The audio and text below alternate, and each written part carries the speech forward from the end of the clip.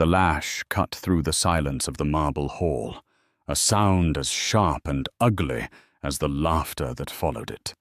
Catherine Vance didn't scream. She lay crumpled on the priceless Persian rug, the thin silk of her evening gown ripped at the shoulder, her body braced for the next blow.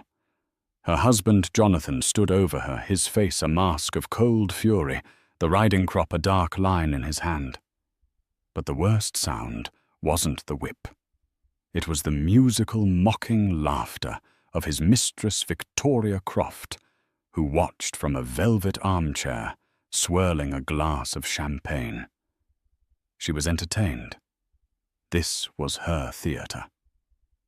And in that moment, as the third strike seared across Catherine's back, the grand oak doors of the drawing-room swung silently open. The Vance estate in Greenwich, Connecticut, was a monument to new money clawing its way toward old-world legitimacy. A sprawling stone mansion named Greygate. It was all manicured lawns, imposing Doric columns, and interiors curated by a designer whose name was whispered with reverence in the pages of architectural magazines. To the outside world, Jonathan and Catherine Vance were the estate's perfect occupants. He was the brilliant, handsome executive vice president at Sterling Global, the multi-billion-dollar logistics empire founded and still ruthlessly run by his father-in-law, William Sterling. She was the beautiful, elegant, and demure wife, a perfect hostess, and a quiet patron of the arts. Their photographs graced society pages, a toast at the Met Gala, a shared smile at a charity polo match, a hand-in-hand stroll through Aspen. But inside Greygate, the air was as thin and cold as the mountain-top.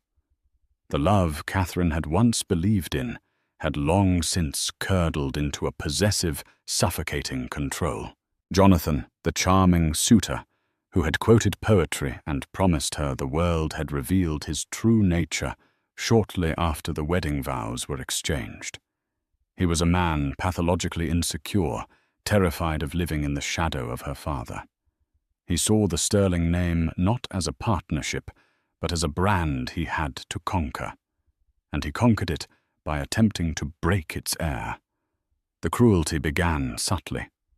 A dismissive comment about her opinion in front of guests, a joke about her weight that was anything but. He isolated her from her old friends, deeming them unsuitable for their new station. He monitored her calls, screened her emails, and allocated her an allowance as if she were a child, despite her own family's immense wealth. Catherine, who had been raised to be gracious and to avoid conflict, found herself retreating inward. She made excuses for him. It was the pressure of work. It was his difficult childhood. She clung to the memory of the man she thought she had married, hoping he would one day reappear from behind the monster he had become. Then came Victoria Croft. Victoria was everything Catherine was not. Loud, brazen, and dripping with a predatory sensuality. She was a marketing consultant Jonathan had hired for a new subsidiary, and from the moment she entered their lives, she made her intentions clear. She didn't just want Jonathan. She wanted Catherine's life. She wanted the Vance name, the Greygate estate, and the proximity to the sterling power she craved. Jonathan didn't bother to hide the affair. In his twisted mind, it was another tool of control, another way to humiliate his wife and prove his dominance. He brought Victoria to their home under the guise of late-night work sessions. He would praise Victoria's sharp business acumen in front of Catherine, contrasting it with Catherine's domestic sensibilities. Catherine would sit through excruciating dinners, listening to the woman sleeping with her husband, laugh at his jokes, touch his arm, and look at her with an expression of triumphant pity. Catherine's pleas for him to stop were met with cold threats. "Don't you dare embarrass me, Kate," he would hiss when they were alone. "Your father may own the company, but in this house I own you. Your life is perfect. Don't make me ruin it. The threat was always implicit. He would create a scandal so vile it would tarnish the sterling name, a name her father protected with the ferocity of a king guarding his kingdom. And so Catherine endured. She played the part of the perfect wife, her heart a cold, heavy stone in her chest. The evening it all shattered began like any other. Jonathan was hosting a small private dinner for a potential investor, a German industrialist named Klaus Richter. Catherine had overseen every detail, the floral arrangements, the 5-course menu from their private chef, the precise vintage of Bordeaux to be served. She moved through the evening with practiced grace, a beautiful automaton smiling in all the right places. Victoria was there, of course, seated to Jonathan's right ostensibly as his key marketing strategist. She wore a blood-red dress that left little to the imagination, her eyes glittering with malice every time they met Catherine's. Throughout the dinner, Jonathan subtly undermined Catherine at every turn. When she offered an opinion on a recent art acquisition, he chuckled and said, "Darling, let's stick to what you know, shall we, table settings and charities." Victoria had smirked into her wine glass. When Klaus Richter complimented the estate, Jonathan had draped an arm over Victoria's chair and said, "Victoria has some incredible ideas for redecorating, a more modern vision." Catherine felt a familiar cold dread pool in her stomach, but she held her head high, her posture perfect, her expression serene. This was her armor. After the investor had departed, promising a follow-up, the fragile peace of the evening shattered. The front door had barely clicked shut when Jonathan turned on her, his face dark with rage. "What was that?" he snarled. Catherine was genuinely confused. What was what, Jonathan? The evening went perfectly. "Don't play dumb with me," he snapped, advancing on her. "The way you looked at him, the way you were trying to engage him in conversation, you were undermining me." "I was being a hostess," she replied, her voice trembling slightly. "I was making our guest feel welcome." Victoria, who had been freshening her drink at the bar, sauntered over. "Oh, darling, it was a little more than that," she purred, her voice dripping with poison. "You looked so desperate for attention. It was rather pathetic." "This has nothing to do with you, Victoria," Catherine said, her control finally starting to fray. Jonathan grabbed her arm, his fingers digging into her skin. "She is my guest, in my house. You will show her respect." His eyes were wild. His breath smelled of expensive whiskey. "You think you're so untouchable, don't you? With your perfect breeding and your father's name. But you're nothing without it. You're nothing without me." He was seething, spiraling into one of the rages she had come to fear more than anything. He dragged her from the foyer into the grand drawing room, the one with the soaring ceilings and the massive fireplace. Hanging above the mantel was a collection of antique riding crops, a pretentious affectation from a man who had been on a horse twice in his life. He reached up and took one down a thin, cruel-looking thing of braided black leather. Catherine's blood ran cold. It had never gone this far before. "Jonathan, no," she whispered, her voice barely audible. "Please." "You need to be taught a lesson, Catherine," he said, his voice dangerously calm. "A lesson in humility. You need to remember your place." He shoved her hard. She stumbled, catching her heel on the edge of the rug and falling to her knees on the floor. Her carefully constructed composure crumbled, replaced by a raw, primal fear. From her armchair, Victoria Croft picked up her champagne flute, took a delicate sip, and settled in to watch the show. Her expression was one of pure, unadulterated pleasure. This was the ultimate victory for her. This was the final, absolute humiliation of the woman whose life she intended to steal. Jonathan raised the crop. The world narrowed to the space between Catherine's body and the braided leather whip in her husband's hand. The vast drawing room with its collection of priceless art and antique furniture felt like a cage, the air thick with the scent of whiskey and Victoria's cloying perfume was suffocating. Every muscle in Catherine's body tensed, a scream lodging itself in her throat, silent and sharp. "Please, Jonathan," she begged, her voice a fractured whisper. "Don't do this." His face was unreadable, a mask of chilling indifference. "A wife should be obedient," he stated, as if reading from a Victorian-era manual on marriage. "You have forgotten that." The first blow came without further warning. It wasn't a full-force strike, but a sharp, stinging cut across her shoulders. The pain was electric, shocking her system. It tore through the thin silk of her gown, a line of fire against her skin. A choked gasp escaped her lips, but she bit down hard on her tongue, tasting blood, refusing to give him the satisfaction of a scream. And then she heard it. Laughter. It wasn't a giggle or a snicker. It was a full, throaty, musical laugh from Victoria. She was leaning forward in the armchair, her red lips parted in a wide, predatory smile, her eyes sparkling with amusement. She raised her champagne flute in a mock toast. "Bravo, Johnny," she purred. "A man who knows how to handle his affairs." That sound, more than the physical pain, broke something inside Catherine. The humiliation was absolute, a corrosive acid dissolving the last vestiges of her hope. She wasn't just being assaulted by her husband. She was the evening's entertainment for his mistress. This wasn't about a lesson. This was a spectacle of degradation orchestrated for an audience of one. Jonathan's lips twisted into a cruel smirk, fueled by Victoria's approval. He felt powerful. He felt in control. He raised the crop again, this time with more force.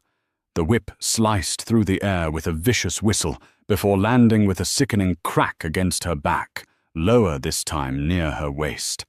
This time a pained cry was torn from her throat. She crumpled forward, her hands splayed on the intricate patterns of the rug, her forehead pressing against the cool, unforgiving fibers. Tears welled hot and furious, but she refused to let them fall. She would not weep for them. She would not give them her tears. "See," Jonathan said, his voice laced with a triumphant sneer directed at Victoria. "It's all about communication, establishing boundaries."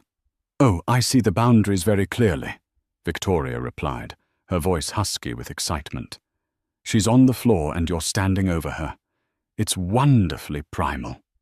He took a step closer, the shadow of his body falling over Catherine. He was enjoying this feeding off Victoria's perverse encouragement.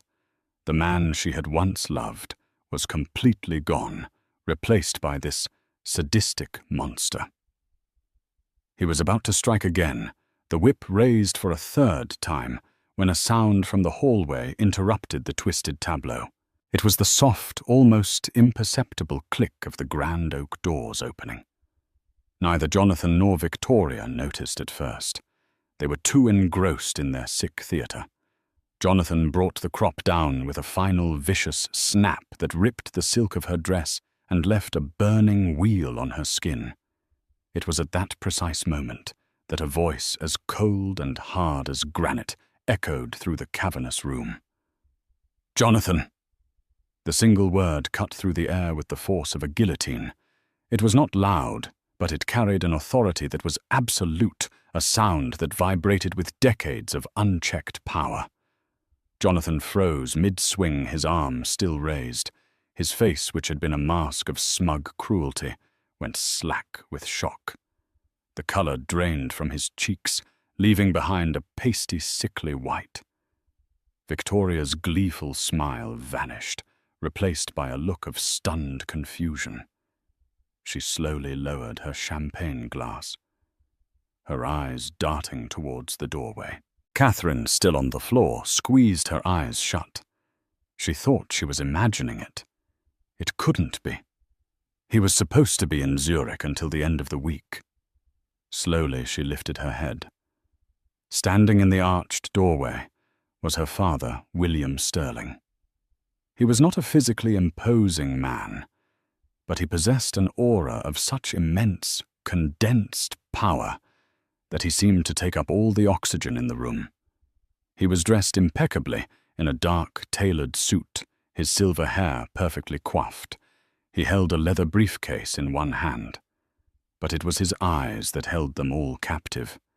They were a pale, icy blue, and they were fixed on the scene before him with an expression of such profound glacial fury that it seemed to drop the temperature of the room by 20 degrees. He took in the entire scene. In a fraction of a second, his daughter crumpled on the floor in a torn gown, his son-in-law standing over her with a whip in his hand, and the unfamiliar woman in the red dress looking on with sick amusement. His gaze lingered for a moment on the riding crop in Jonathan's hand, and a muscle in his jaw clenched the only outward sign of the inferno raging within him. "I believe," William Sterling said, his voice dangerously soft as he took a deliberate step into the room, "that you have something that belongs to me." Jonathan's mind scrambled, trying to process the impossible situation. "William," he stammered, his voice cracking.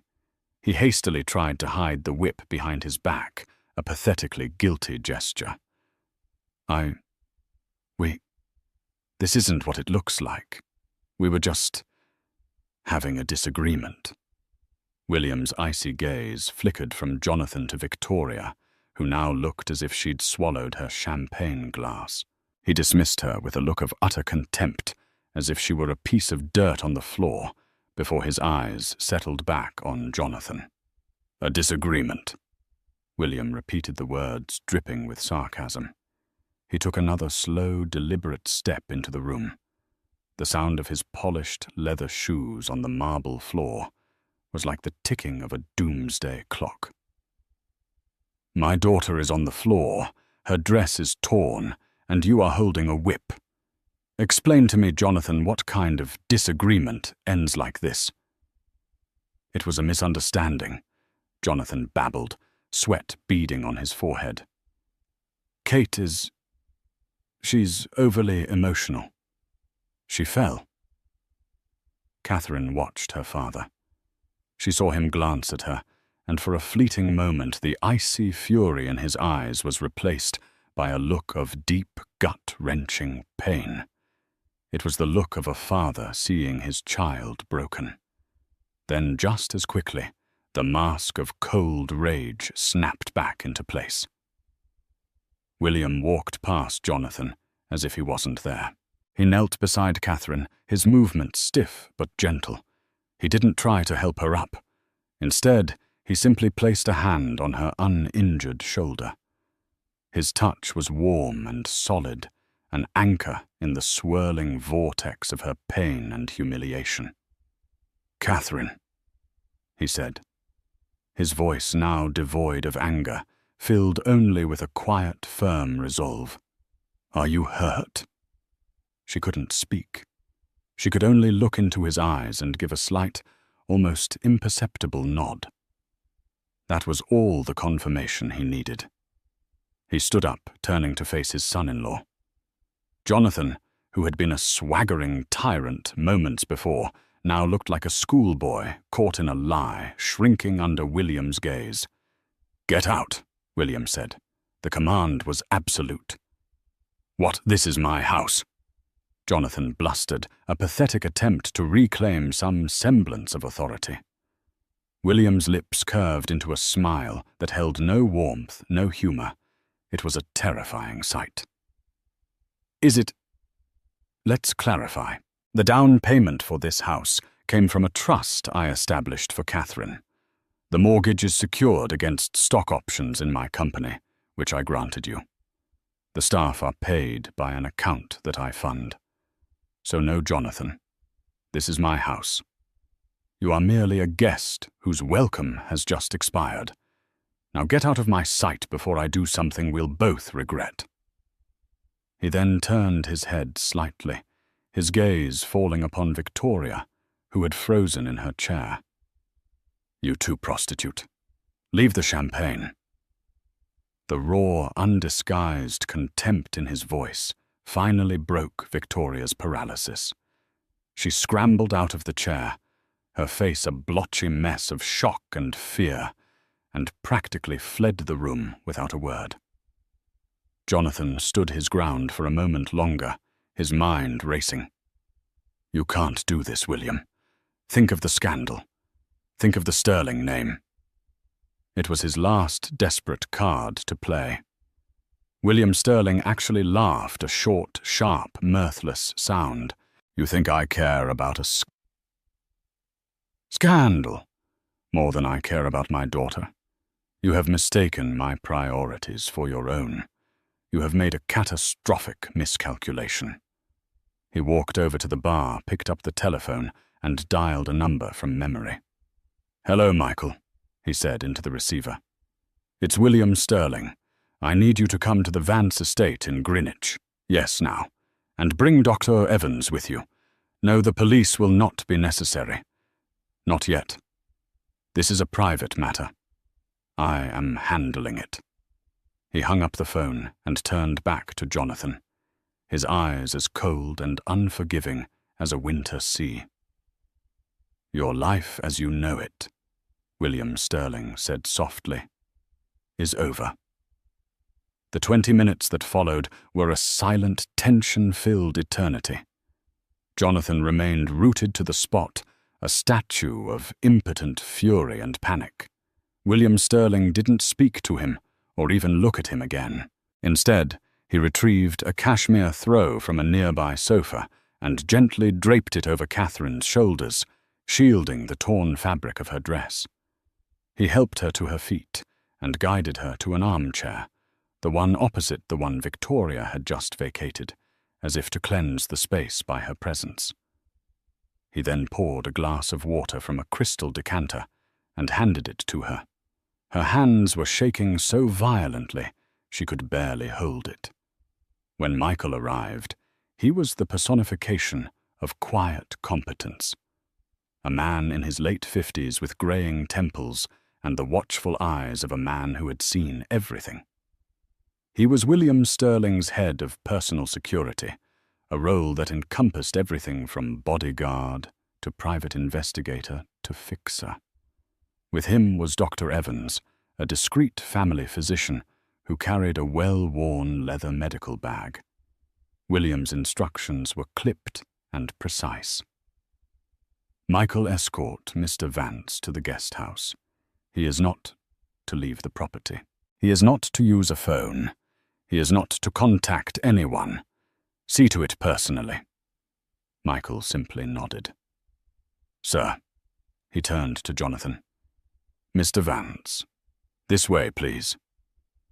There was no menace in his tone, but the command was backed by an unspoken promise of overwhelming force. Jonathan, after a moment of sputtering protest, saw the futility of arguing. He was no match for the silent, formidable man before him, nor for the iron will of his father-in-law. Defeated, he allowed himself to be led from the room, casting one last hateful glare at Catherine. "Dr. Evans," William continued, his voice softening as he turned back to his daughter. "Please look after Catherine. Check her for any injuries." While the doctor tended to Catherine in the library, gently cleaning and dressing the angry red wheals on her back, William Sterling made a second phone call. This time it was to his legal team. The conversation was brief and brutal. He invoked clauses in Jonathan's employment contract and the prenuptial agreement clauses he himself had insisted upon. By dawn, Jonathan's access to all company accounts, emails, and properties would be revoked. His corporate credit cards would be declined. His assets, tied as they were to Sterling Global, would be frozen. William was not just dismantling a marriage. He was systematically dismantling a life. When the doctor had finished pronouncing that the cuts were superficial, but the emotional trauma was significant, she left a mild sedative for Catherine and departed as quietly as she had arrived. Catherine and her father were finally alone, surrounded by the opulent silence of the house that had become her prison. "I am so sorry, Catherine," William said, his voice thick with a raw emotion he rarely showed. He sat on the ottoman in front of her, his usual air of command replaced by a father's grief. "I never should have let him. I saw the signs. His ambition. I thought it would be good for the business. I never imagined he was a monster." "It's not your fault, Dad." Catherine whispered the words, scratching her throat. "I hid it. I was ashamed." "There is no shame in being a victim." He countered, his voice hardening again. "The shame belongs entirely to him, and he is going to learn the true meaning of that word." He looked at her, his icy eyes searching hers. "I can make this all go away, Catherine. We can send him away with nothing, a quiet divorce, a non-disclosure agreement. He will vanish from our lives, and you can begin again." Catherine looked around the library, at the leather-bound books Jonathan had never read, the expensive art he'd bought for status, not for love. She thought of Victoria's mocking laughter, the searing pain of the whip, and the years of quiet humiliation that had preceded it. A quiet divorce wasn't enough. It wasn't justice. It was an escape. And she was done escaping. A new feeling was beginning to smolder beneath the pain and fear, a cold, hard, and utterly lucid rage. It was an unfamiliar sensation, but it was clarifying. It burned away the fog of denial she had lived in for so long. "No," she said, her voice surprisingly steady. "No, that's not enough. He can't just vanish. He and that woman. They can't just walk away from this and build a new life somewhere else. They enjoyed it, Dad. They thought it was a game." William watched her, a flicker of something new in his expression. It was respect. He was seeing not just his daughter, but a reflection of his own iron will, a trait he had long feared was absent in her. "Then what do you want?" he asked quietly. "I don't just want to divorce him," Catherine said, leaning forward, the pain in her back a dull throb that now seemed to fuel her resolve. "I want to ruin him. I want to ruin them both. I want to take away everything they have and everything they hope to be. I want them to know that I did it. I want them to feel as small and as helpless as they made me feel tonight." For the first time that night, William Sterling smiled. It was the smile of a predator who had just been given permission to hunt. "Good," he said. "That's the Sterling blood I was looking for. We won't just get revenge, Catherine. We will orchestrate a symphony of destruction." He stood up and walked to the window, looking out over the darkened, perfectly manicured lawns of the estate. "He made one fatal error beyond touching you. He used his position at Sterling Global as his power base. He flew too close to the sun, and he's about to find out that I own the sun." The plan began to form in that moment, not in a flurry of shouted commands, but in a quiet, calculated exchange. William would provide the resources, the best lawyers, the most ruthless forensic accountants, the most discreet private investigators. But he made one thing clear. Catherine would be the architect. This would be her war, and he would be her general. "He underestimated you," William said, turning back to face her. That will be his undoing. They both did. They saw a quiet, gentle woman. They didn't see the queen on the chessboard. It's time they did. Catherine took a deep breath, the sedative the doctor had given her, beginning to calm her trembling body. But it couldn't touch the icy resolve solidifying in her heart. She was no longer just Catherine Vance, the broken wife. She was Catherine Sterling, and a storm was gathering. A storm that would tear through the lives of Jonathan Vance and Victoria Croft, and leave nothing but wreckage in its wake. The dawn that was breaking over the perfectly trimmed hedges of Greygate would not bring a new day for them, but the beginning of a long, dark night. The next morning, Catherine left Greygate for the last time. She didn't pack a bag. She walked out of the front door with nothing but the clothes on her back, a simple silk blouse and trousers her father's assistant had brought, and didn't look back. The mansion was no longer her home. It was a crime scene, the mausoleum of her dead marriage. She was taken to her father's penthouse on Fifth Avenue, a stark, modern fortress of glass and steel overlooking Central Park. It was a world away from the stuffy, faux aristocratic grandeur of the Greenwich estate. Here the lines were clean, the spaces open, the air itself seeming to hum with purpose. This became her war room. For the first few days, Catherine focused on healing, not just the physical welts on her back, which faded from angry red to a mottled purple, but the deeper wounds inside. She slept, she ate, she spoke at length with a therapist who specialized in trauma and high-conflict relationships. The therapist helped her name the abuse she had endured for years: coercive control, gaslighting, emotional, and finally, physical violence. Giving it a name stripped it of its shadowy power. It wasn't a disagreement or a difficult marriage. It was a calculated campaign of abuse and understanding that transformed her shame into fuel. On the 5th day, she walked into her father's study, a room panelled in dark mahogany with a panoramic view of the city, and found him waiting with 2 other men. "Catherine, this is Daniel Finch," William said, indicating a man in a perfectly tailored but unassuming suit.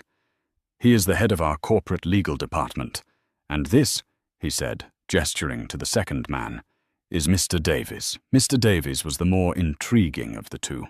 He was a man who seemed to be composed entirely of sharp angles and quiet intensity. He had the kind of nondescript face that was easy to forget, which Catherine immediately understood was a professional asset. His eyes, however, were unforgettable, sharp, analytical, and missing nothing. He didn't offer a handshake, just a slight, respectful nod.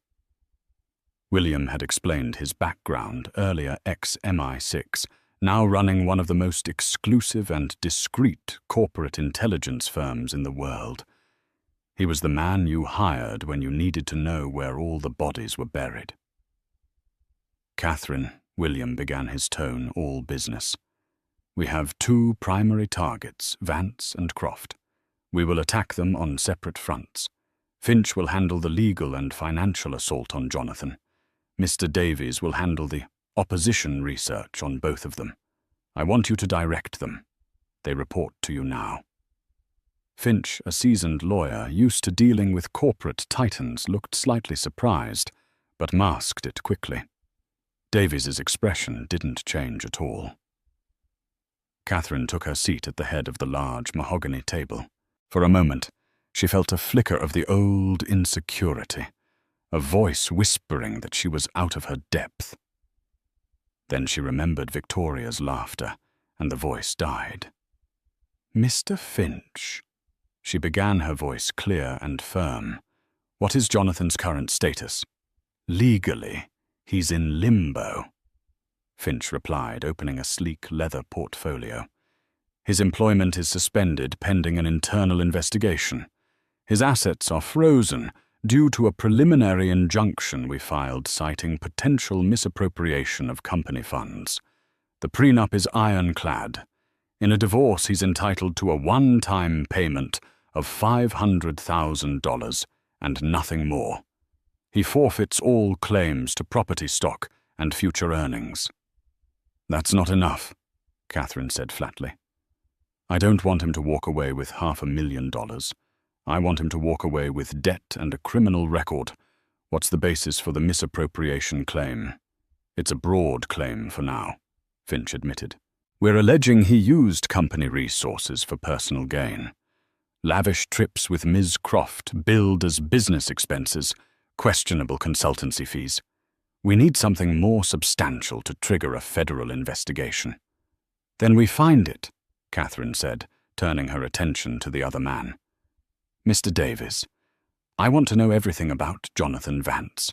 Every secret, every weakness, every dirty deal he's ever made. I was married to him for 5 years, but I have a feeling I never knew him at all. Then she turned her focus to the other target. And I want to know everything about Victoria Croft. She presented herself as a top-tier marketing genius from a good family in Boston. I never believed it. Find out who she really is, where she came from, what skeletons are in her closet. I want to know what she's most afraid of. Davies gave another slight nod. We have already begun. Standard preliminary sweeps. Ms. Croft's digital footprint is curated.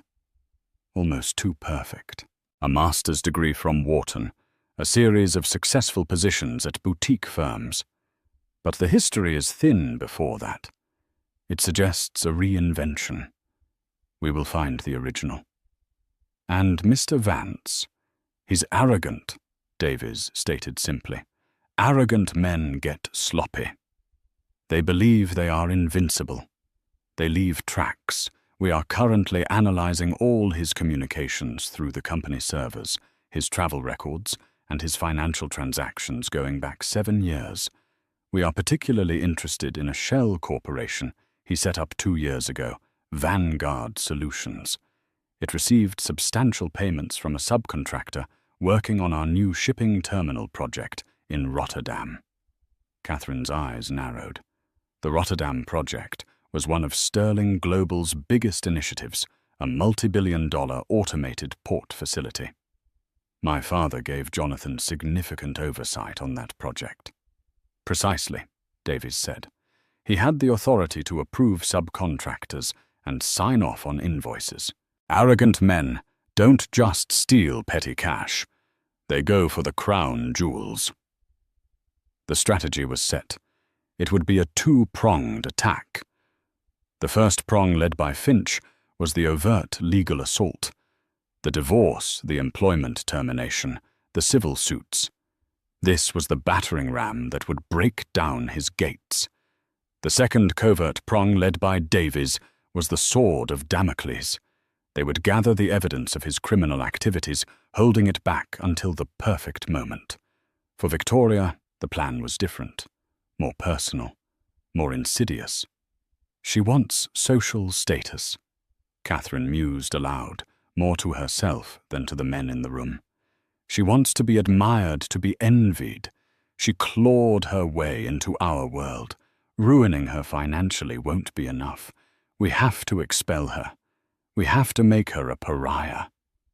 Social exile can be arranged, Davies said, his tone flat.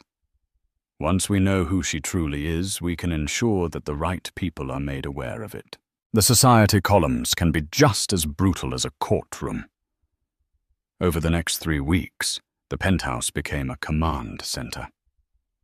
Catherine worked tirelessly, often late into the night. She shed the last remnants of the timid, passive woman she had been.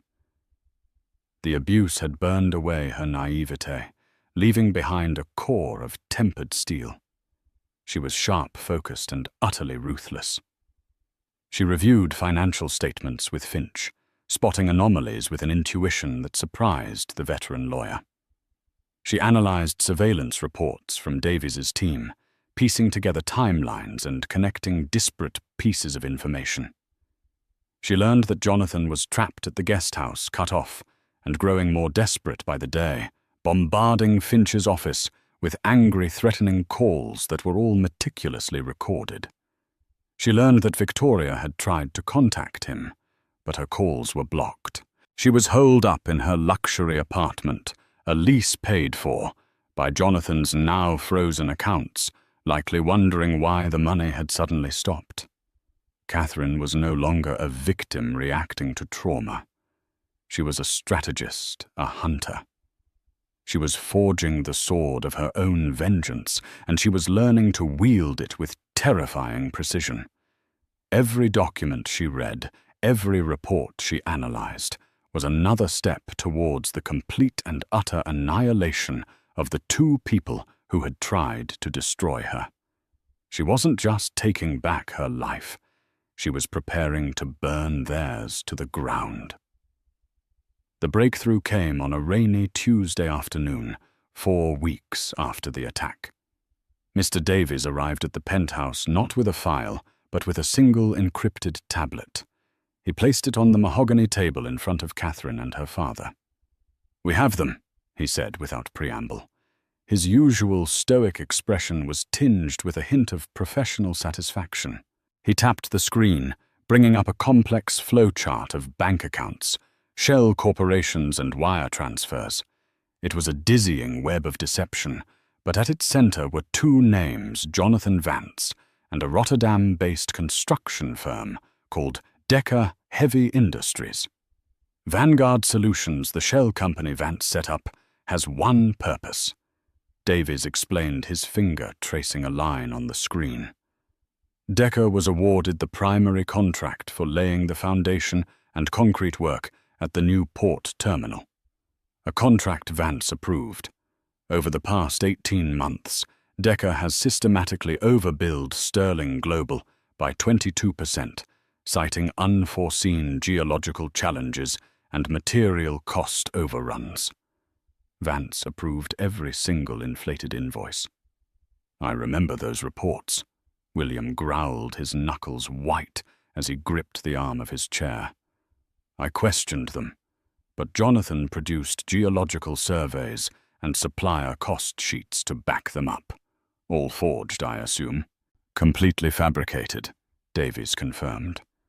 The excess payments, totaling just over $34 million, were then funneled from Decker back to Vance through a series of offshore accounts, finally landing in the account of Vanguard Solutions. It was a classic kickback scheme, executed on a massive scale. Jonathan hadn't just been stealing from the company. He had been stealing directly from William Sterling's flagship project, using his trust as a weapon. "This is more than enough for a federal case," Finch said, peering at the tablet with a lawyer's hungry gaze. "Wire fraud, embezzlement, money laundering. He'll do serious time for this. 20 years, maybe more." Catherine felt a cold sense of victory, but she held up a hand. "Not yet. We don't go to the authorities yet." "What else did he use the money for?" Davies swiped the screen. A new set of images appeared. Photographs. Surveillance shots of Jonathan meeting with a shadowy figure in a Brussels hotel bar. Bank statements from Vanguard Solutions, showing a series of large, untraceable cash withdrawals. "He's been playing in a dangerous sandbox," Davies said. "He's been using a portion of the stolen funds to bribe port officials and union leaders to ensure there are no labor disputes or regulatory delays. He wasn't just stealing. He was using our own money to create a power base for himself to guarantee the project's success so he could look like a hero to your board of directors, Mr. Sterling. The man he was meeting with is a known fixer for the Russian syndicate in Antwerp. Jonathan is in far deeper than we ever imagined." The sheer audacity of it was breathtaking. He had woven a web of criminality so deep within the fabric of her father's company that a public revelation could cause a catastrophic scandal potentially jeopardizing the entire Rotterdam project. Jonathan had built himself a poison pill. "He thinks this makes him untouchable," William said, his voice dangerously low. "He thinks if we expose him, we expose ourselves to the fallout." "He's wrong," Catherine said, her mind already working, seeing the path forward. "We don't detonate the bomb. We use it as leverage. We make him dismantle it for us, piece by piece." She then looked at Davies. "What about her?" Davies's face remained impassive, but he swiped to the final section of the report. It was titled Croft Victoria. Underneath, in smaller letters, was another name, Rachel Pinsky. The screen showed a grainy yearbook photo from a public high school in Cleveland, Ohio. The girl in the picture had the same eyes, but her hair was a mousy brown, and her face had a hardness that hadn't been polished away by expensive dermatologists. "Victoria Croft does not exist," Davies stated. "She was born Rachel Pinsky. Her father was a mechanic, her mother a waitress. She was not a Wharton graduate. She has 2 years of community college and a series of low-level marketing jobs in the Midwest. She also has a sealed juvenile record." He brought up a scanned police report. At 17, Rachel Pinsky had been charged with fraud and identity theft, part of a small-time credit card scam ring. The charges were dropped when she turned state's evidence against her boyfriend. "After that, she vanished," Davies continued. "She resurfaced 5 years later in New York as Victoria Croft with a fabricated resume and a new accent. She used her looks and a talent for manipulation to get a job at a small firm, then leveraged that to get a better one, and so on. She is a complete fraud, a con artist who has been playing a long game." The report included details of her life that were both pathetic and damning. Old debts, estranged family members who hadn't heard from her in a decade, a former roommate who described her as pathologically ambitious and completely devoid of a conscience. Her greatest fear, the report concluded, was exposure. Her entire identity was a house of cards built on whispers and lies. If someone were to blow on it, it would disintegrate. Catherine stared at the picture of the young, hard-faced girl from Cleveland. This was the woman who had laughed as she was being beaten. This was the parasite who wanted to steal her life. She felt no pity, only a cold, clear purpose. "Mr. Davies," Catherine said, "I want you to package this information. Everything on Rachel Pinsky. Not the criminal allegations against Jonathan, just the information about her. Create a dossier. Make it anonymous, untraceable." "And to whom shall I send it?" Davies asked. Catherine smiled, a chilling, predatory expression that her father recognized instantly. It was his smile. "To everyone," she said. "We'll start with Brenda Carlyle at the New York Ledger. Her society gossip column, Carlyle's Court, is the Bible of the world Victoria so desperately wants to belong to. Then we'll leak it to the board members of the charities she sits on, to the other consultants at her firm. We won't just expose her. We will make her name, both of her names, synonymous with scandal and deceit." The plan was now complete. They had the financial and criminal leverage to utterly destroy Jonathan. They had the personal, humiliating truth to decimate Victoria. But Catherine knew the final act couldn't happen in a courtroom or a boardroom. It had to be face-to-face. She needed to be the one to watch the light go out in their eyes. The storm was no longer gathering. It was about to break. The first strike was surgical and silent. A plain manila envelope with no return address was delivered by messenger to Brenda Carlyle's office at the New York Ledger. Inside was the meticulously prepared dossier on Victoria Croft, a.k.a. Rachel Pinsky. It contained the yearbook photocopies of the old police report and a short typed summary of her fraudulent history. It was an anonymous tip, a journalist's dream. 3 days later, Carlisle's court ran a devastating front-page story under the headline, "Social Climbers, Shocking Secret, the Two Faces of Victoria Croft." The article was a masterpiece of character assassination. It painted a picture of a calculating grifter from Ohio who had conned her way into the city's elite circles. It detailed her fabricated education, her invented family history, and hinted at a sordid criminal past. By noon, the story was everywhere, a viral firestorm burning through the social and professional networks Victoria had spent years cultivating. The fallout was immediate and catastrophic. Her consulting firm, terrified of the scandal, terminated her contract, citing a morals clause. The boards of the two prestigious charities she had fought so hard to join called emergency meetings and summarily voted her out. Invitations to upcoming galas and events were rescinded via terse emails. The friends who had once flocked to her side now crossed the street to avoid her. She was no longer Victoria Croft, the glamorous marketing guru. She was Rachel Pinsky, the fraud from Cleveland. In a world built on reputation and perception, her identity had been executed. Davies's team reported that she had not left her apartment in days, the final rent payment was due, and eviction proceedings were imminent. While Victoria's world imploded publicly, the second phase of the plan began privately. Daniel Finch requested a meeting with Jonathan and his lawyer. They met not in a law office, but in the cold, impersonal conference room of a neutral third-party mediator.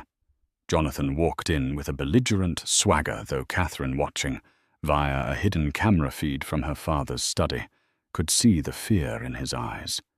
He had been isolated for weeks, his funds cut off, his power stripped away. He was a king with no kingdom. "What is this about Finch?" he blustered. "If Catherine thinks she's getting a dime more than the prenup stipulates, she's insane." Finch didn't respond.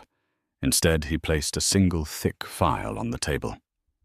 "This is a copy of your divorce settlement, Mr. Vance. We've taken the liberty of drafting it. Please read it carefully." Jonathan's lawyer, a slick but ultimately outmatched attorney named Peterson, picked it up. As he read, his professional composure began to crumble.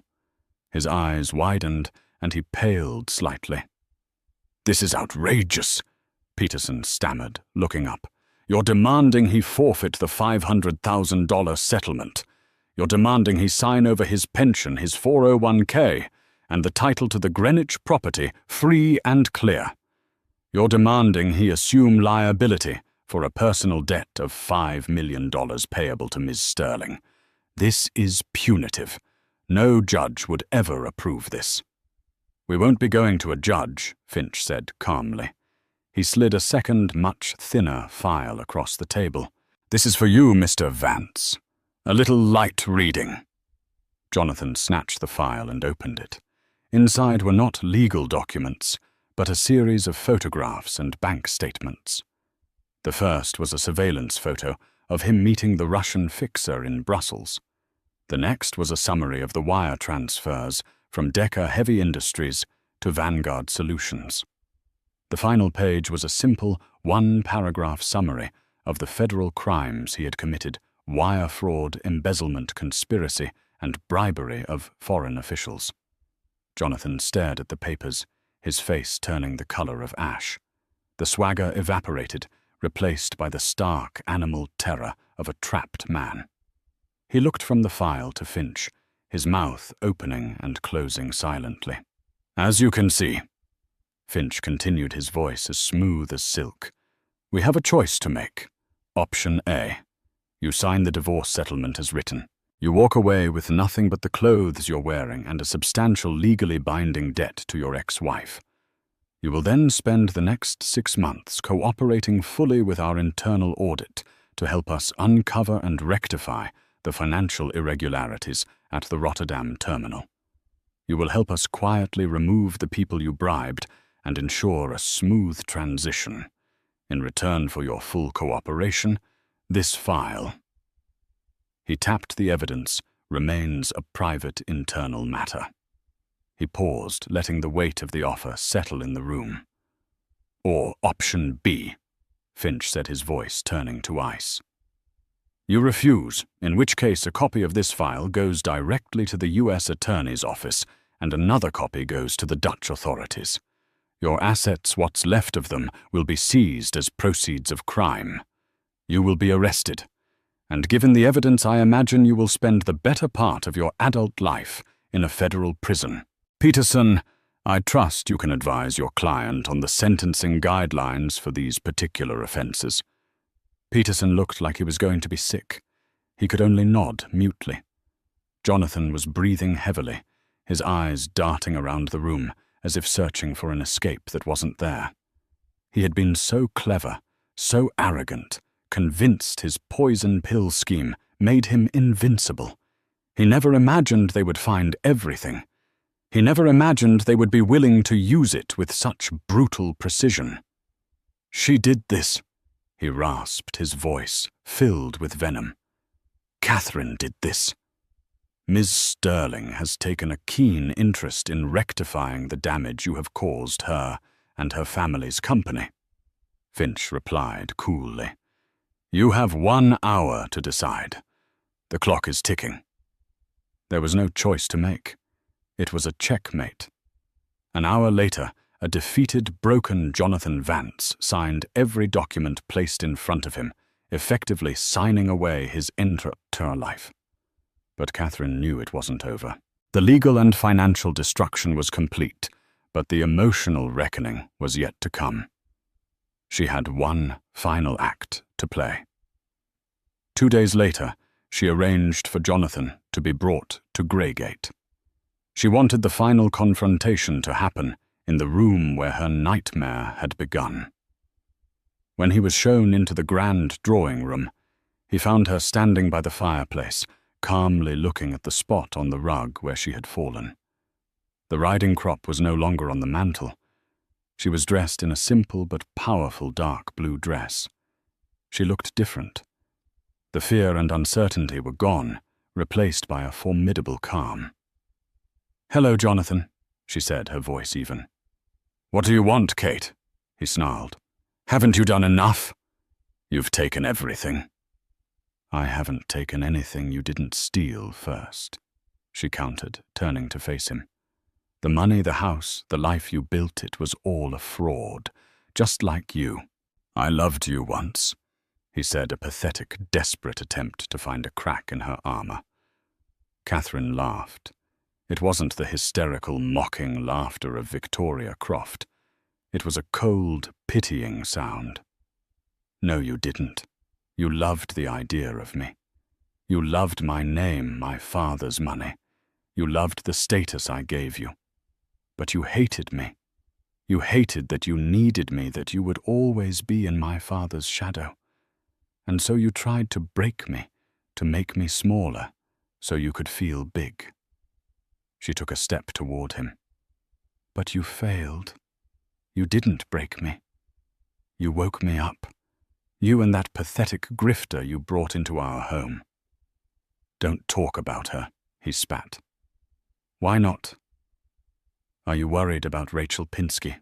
Catherine asked, enjoying the flicker of shock on his face as she used the name. "I hear she's having a difficult time. Evicted from her apartment yesterday, I believe. All her credit cards were in your name after all. It must be so difficult to go from champagne and charity galas back to being a nobody from Cleveland with a criminal record." She walked past him, heading for the door. "This is the last time you will ever see this house, Jonathan. This is the last time you will ever see me. Tomorrow, your cooperation with my father's company begins. And I assure you they will work you until they have extracted every last piece of useful information. And then you'll be left with nothing. Not even a name people will remember. Just a $5 million debt you'll never be able to repay." She paused at the doorway, turning back for one last look at the man who had tormented her. He looked small and pathetic, lost in the vastness of the room he had once commanded. "You wanted to teach me my place," she said, her voice dropping to a whisper. "But all you did was help me find my own. Goodbye, Jonathan." She walked out without looking back, leaving him alone in the silent monument to his own destruction. The unraveling was complete. In the aftermath, the silence left by the storm was profound.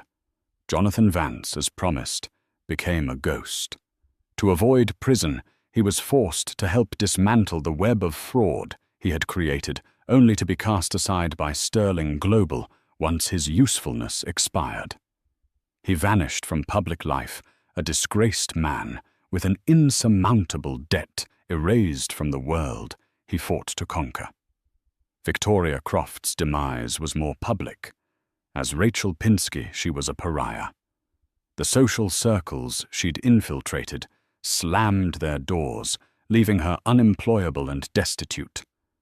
Her punishment was to live as a bitter shadow forever, on the outside of a life she'd only pretended to have. Catherine, however, did not retreat into a quiet life. She reclaimed her maiden name and her power. Refusing to be a mere heiress, she took a leading role at Sterling Global, creating a new ethics division to rebuild the integrity Jonathan had shattered. She excelled her personal experience with deceit, giving her an unmatched insight that earned the respect of veteran executives. She sold the Greenwich estate, exorcising its ghosts, and used the funds to establish the Sterling Foundation for Victims of Domestic Abuse, transforming her personal trauma into a public shield. A year later, looking out over the London skyline, Catherine was finally whole. The scars on her back had faded reminders not of pain, but of the strength she had forged in the fire. The revenge was not just about justice, it was a reclamation. She hadn't just destroyed her enemies. She had built a new world from the ashes, one where she was no longer a victim in a cage, but the powerful architect of her own destiny. And so Catherine Sterling's story isn't just one of revenge. It's a testament to the incredible strength that can be forged in the fiercest of fires. It's about how the deepest betrayals can sometimes awaken a power within us we never knew we possessed. She didn't just get even. She rose above transforming her personal tragedy into a source of strength and a beacon of hope for others. Her journey reminds us that the ultimate victory isn't just in watching your enemies fall, but in building a better life from the rubble they left behind. If this story of resilience, justice, and ultimate triumph resonated with you, please take a moment to hit that like button. Share it with someone who appreciates a story of strength overcoming adversity. And most importantly, subscribe to the channel and ring the bell for more gripping stories like this one. Your support helps us continue to bring these powerful narratives to life. Thank you for listening.